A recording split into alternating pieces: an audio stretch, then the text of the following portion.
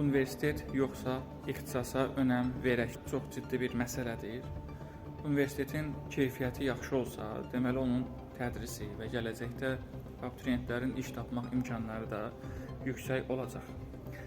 Digər tərəfdən biz ixtisas seçimində öz bacarıq və qabiliyyətlərimizə uyğun olmayan ixtisası seçsək, universitetin keyfiyyəti belə bizi arzu olunan mütəxəssisə çevirə bilməyəcək. Şəxsi qənaətim budur ki, arzu etdiyiniz universitetə balınız çatmasa da, mümkün qədər digər daha yüksək səviyyəli universitetlərdə arzu etdiyiniz ixtisası seçin. Çünki insan ixtisası seçdikdə özünü gələcəkdə təkmilləşdirə bilər.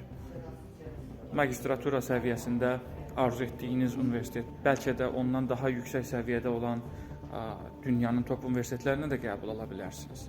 Amma ixtisasınızı sevməsəniz, bu gələcəkdə ciddi problemlər yarada bilər.